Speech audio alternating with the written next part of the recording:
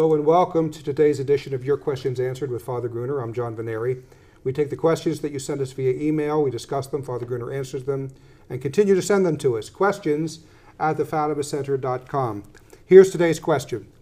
I was told that once a Catholic, always a Catholic, even if I joined another so-called religion or no longer believe in what the Church teaches. Is this true? Well, there's a truth here that needs an explanation, if I could say. First of all, the truth we're talking about is the fact that a person, when they're baptized, has an indelible mark on their soul. So baptism is a Catholic sacrament. Any other religion that uses baptism has, to be blunt, stolen the sacrament from the Catholic Church. So the grace, one of the graces of the sacrament is always calling the soul back to the bosom of the Catholic Church. That's the grace that is explained by Pope Leo XIII about the unity of the Church. So people have that sense of longing, even though they don't know where it comes from, to go back, if they're not Catholics. And it's the same, it's also for the Catholics to stay united to the Church. It's but it's a grace of baptism. And it's something that's, just there's three sacraments that have a mark on the soul that's indelible. It lasts for all eternity. One of them is baptism, one is confirmation, one is holy orders. But the holy orders, one gives the priest the power to say Mass, to offer the Holy Sacrifice Mass, to change the bread into the body of Christ and the wine into the blood of Christ.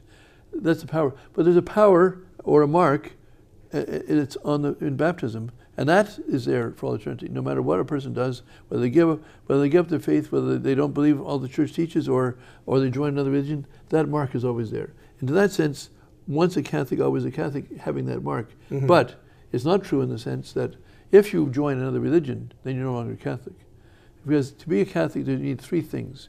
You need to be baptized, and it's the first thing, and that mark stays there all the time. The second thing is you need to believe what the Church has taught, okay, and teaches. And the third thing, you have to recognize legitimate authority within the Church. I'm talking now of lay people. Mm-hmm. I would say that authorities in the Church can not recognize the limitations of their authority, and right. That can cause schism. But we'll just talk about, generally speaking, those are the three obligations. To be baptized, to be a member of the Catholic Church, to believe what the Church teaches, because as the baptism ceremony itself says, what do you seek of the Church? What do you seek? Faith. Mm-hmm. So it's the sacrament of faith. It's the entrance into all the other sacraments. It's the entrance into the Church. It's what washes our soul, takes away. That's why it's a washing. The pouring of water is a sign, an exterior sign of washing. What's actually happening in a way. Yeah. You're washing the forehead, so to speak. Yeah. The principal part of your body is your head. Washing part of the head, washing it is a sign that you're washing the soul at the same time. So it affects what it signifies and signifies what it affects. You wash the head, you're washing the soul. And so original sin is washed away, although some effects are left, but the sin itself is washed away by baptism. And so, but you have to stay faithful to the sacrament. That is, if a person commits mortal sin, they're still Catholic unless they've sinned against faith, unless they deny the faith. Mm-hmm. Or unless they've denied not that they've disobeyed proper authority, but they deny the authority has the right to command them when they do have the right to command them. Now, authority in the Church, like everywhere else, is limited. The Pope can't tell you to stand on your head for the rest of your life. It's not reasonable. He has to have some reason for it. But he can tell you, look, you've got to go to confession once a year, because at least, mm-hmm. Communion once a year, because we all need the grace of sacraments, no matter how strong you think you are. Now, if you're in a desert island somewhere and you can't make it, the Church is saying, well, he's not commanding you because it's impossible for you. But if it's possible for you to go to, in other words, you're physically able to go to Mass and go to confession and communion once a year. You go to Mass every Sunday, but you go to confession and communion once a year. And they have the right to command you. You have to go to Mass every Sunday.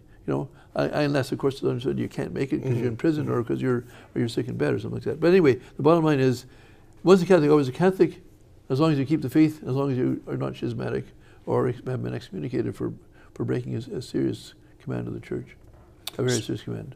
So, now what about the case of excommunication? If someone is excommunicated, do we say, well, that person is no longer Catholic? He's out of the Church. He's cut off of the Church. I mean, just as it says in, as the definitions of the not of the Council of Trent, but every the First Vatican Council, Council of Florence, the Council of Fifth Lateran Council, all these councils, almost all of them have these definitions which say, if you don't believe this, what we just defined, let you be anathema, let you be cut off. You're cut off from the church. You're cut off from God in the afterlife, you're cut off from the church in this life. And you're excommunicated. So now, so a person, for example, even if canon law doesn't say it, for example, with a person joined Masonry, there are certain categories. The principles of canon law. This is not to discuss whether one canon law is better than another from the 1917 code, 1983 code. But in the 1983 code, it did not excommunicate by a decree in the code saying that you're excommunicated for becoming a Mason. However, as was pointed out at the time of its promulgation, that by the very fact that you join the Masons, you cannot go to communion. And I would say, dogmatically speaking, by the very fact of joining the Masons, you've joined another religion, and as such, whether you know it or not, you've joined another religion, and as such, you've cut yourself off from the Catholic Church. And so, whether the law, just like the Code of Canon Law does not anywhere give the Ten Commandments, but the Ten Commandments have not changed. You're still have to live by the Ten Commandments. So, similarly, just because they've taken this excommunication out of the Code of Canon Law, you're still excommunicated ipso facto before God for joining the Masons, for example. So, same thing, for example, for abortion. A person commits abortion, or a person is directly involved in promoting abortion. I would think that extends to people who actually vote for it. The legislators, because they enable it, they make it happen. Yeah. Yes. So, and no doubt, but let's just make it simple for our viewers here, without getting into all the distinctions, that a woman who voluntarily allows herself to have her child aborted within her is excommunicated automatically. Now, does that make, they can be forgiven by going to confession, and it's usually a restricted sin. It is restricted. You have to, now, often they give the faculty, and usually they give the faculty to the ordinary, most priests when they hear confessions. But other sins, for example, sins against the Blessed Sacrament, are excommunicatable, and they're reserved. Most priests can't. The priest has to write to Rome to ask permission to lift the excommunication. They don't identify who they're talking about, but they do identify this is what the circumstances of the sin were, and the person, and this is why I believe they're truly sorry and they won't do it again. And that kind of thing, they write to the Sacred Penitentiary, and the person has to come back and see whether he's got a favorable answer, or whether he has to go to someone else who's got more authority, such as a bishop, or go to Rome himself. Usually it's done locally, of course. But now, so the thing is that once a Catholic, always a Catholic. Once you're baptized, you're Catholic. You have an indelible mark forever. Yes. Yeah. And if you haven't committed the sin, now if you're a baby and you're baptized, strictly speaking, until you've learned, if you're a non-Catholic, born of non-Catholic parents, when you're baptized, you're actually a Catholic for that moment. And for as long as, until you start accepting heretical precepts, heretical teachings as being true, then you become Protestant at that moment, and then you lose your membership in the church at that point. And you can, of course, reverse that by accepting the teaching of the church that went with the baptism in the first place. So I'm reminded that the Athanasian Creed says we must keep the Catholic faith whole and inviolate. Yes. We must keep the Catholic faith. And so that's what we're called upon to do, so that we can truly say once a Catholic, always a Catholic, and hopefully always a good Catholic. Yes. Well, as long as you keep the faith, and as long as you recognize legitimate authority within the church, and you've been baptized, you're a Catholic. Now, the other thing about excommunication, just because somebody, I've heard of priests, of superiors, and of bishops even excommunicating somebody, that doesn't mean they're excommunicated necessarily.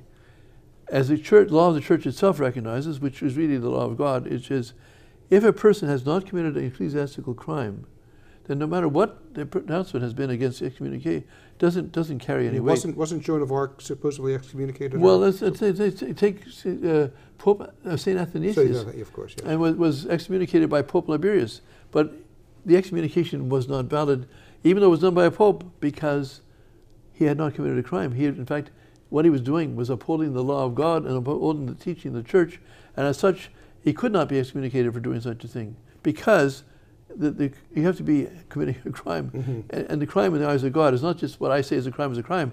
No, this was not a crime. He was doing a good thing. He's canonized for it, and he's not only just a saint, he's a doctor of the church for teaching so clearly the Catholic teaching.